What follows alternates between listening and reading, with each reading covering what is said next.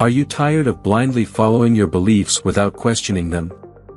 Have these paradigms led to a lack of personal growth and prevented a broad and open perspective? Are you constantly making wrong decisions and perpetuating your mistakes and prejudices? Do you wish to have a more conscious and self-controlled life?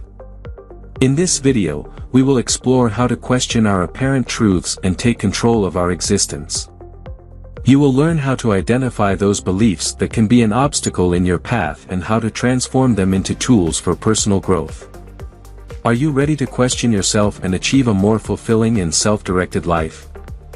Join us until the end of the video, but first we invite you to subscribe to the channel, activate the notification bell, and leave the following sentence in the comment box if you want to be part of the Street Capital Financial Circle. I own my life, I question my beliefs and open my mind to new perspectives.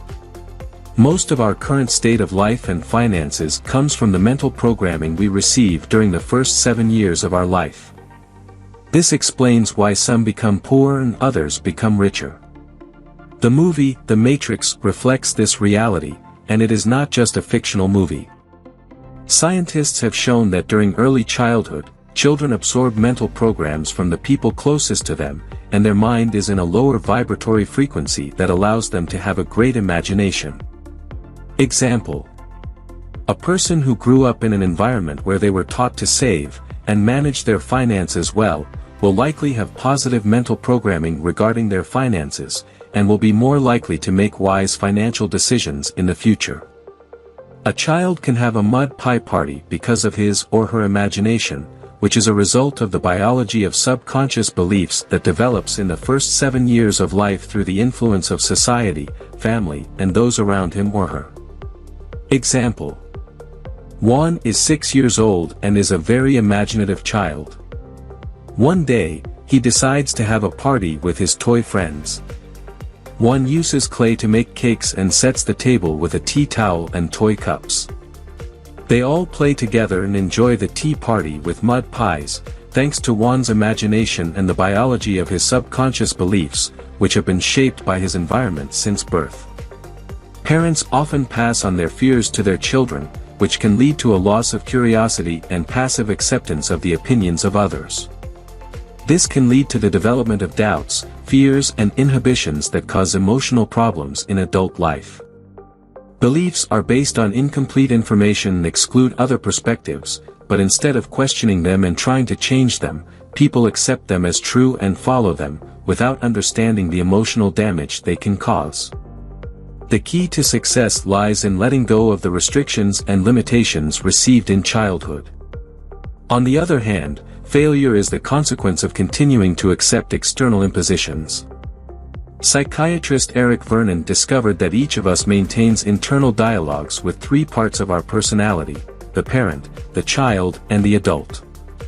If you tell yourself, "Don't do it," that's your parent part talking. But, if you say to yourself, "Go ahead and do it and see what happens," it's your child part. Ideally, it is the adult part that guides the inner dialogues, as it is balanced and mature, but in most cases it is the parent or the child that is heard, leaving the adult part in the background. Example: a person wants to start a business of his own, but is afraid of failing. The inner parent part tells him, "Don't do it, it's dangerous and will probably fail." The inner child part says, "Go ahead, do it and see what happens." In this case, ideally, the inner adult part takes control and gives you balanced and mature guidance, evaluating the pros and cons and making an informed decision. People frequently ask a question: is it only parents who impose limitations through their projections of fear? The answer is no. Without realizing it, many of his current fears were supplied to him by important people in his life, such as his parents, siblings, friends, neighbors, teachers, among others. This led him to accept inhibitions as a form of security, but now those obstacles control his existence and prevent him from being happy. If you want to improve your life, you need to change the subconscious programming that was imposed on you as a child. Start by reprogramming your brain and avoid getting stuck in a life of just surviving. In the first part of life, people manipulate others, then let themselves be manipulated and lose the opportunity to grow psychologically. Successful people are different from others. They don't follow the norm and do things out of the ordinary. Although they may have society against them, they achieve something that few others do. Examples of this are Nikola Tesla and Thomas Alva Edison, who did not follow their parents' expectations and became successful in their fields of inventiveness respectively.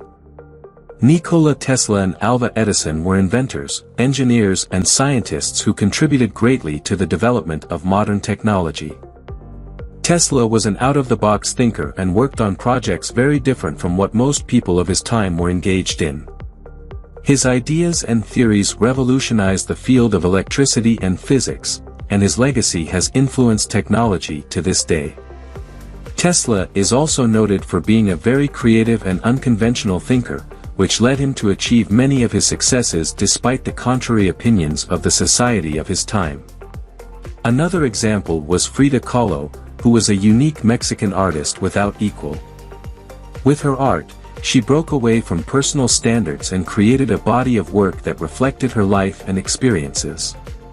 Her work has been recognized around the world and has been an inspirational force for many. If you follow what others tell you, you will only get to the same place as them.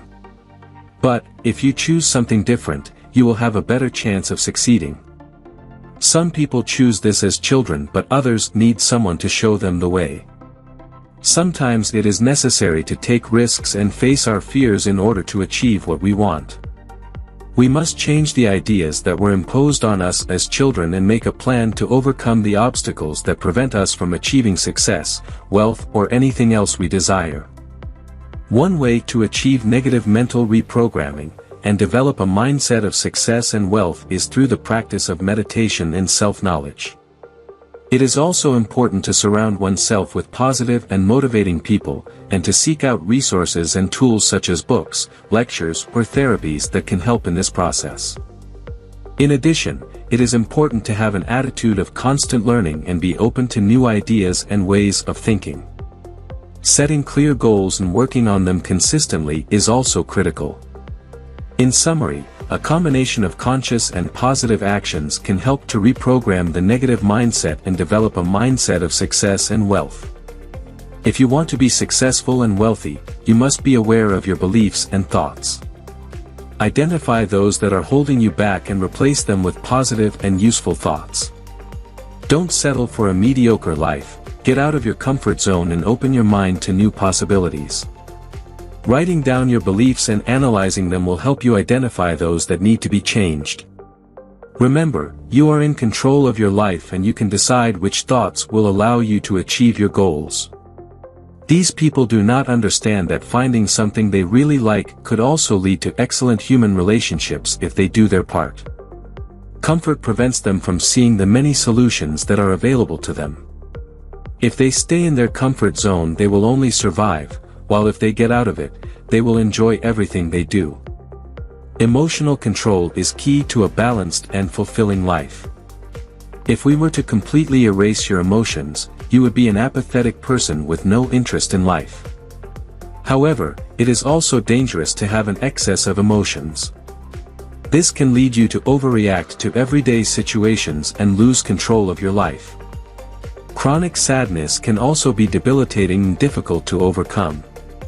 Therefore, it is important to find emotional balance and learn to manage your feelings effectively.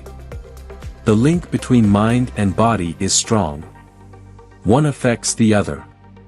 If we are depressed, we can easily get sick, and if we have a physical problem, we tend to feel bad emotionally. Therefore, it is important to have control over our emotions. There is a close connection between body posture and emotions. A small change in posture, such as smiling or turning up our cheeks, can send a positive message to our brain and help us control our emotions. Instead of allowing emotions to control us, we can choose the emotions that propel us forward in life instead of holding us back. Let's take control and use body posture to our advantage, to improve our emotions and our life. To get a broader perspective of your reality, it is important to question your beliefs and verify them. Many of the things you consider to be true may be just assumptions or even lies.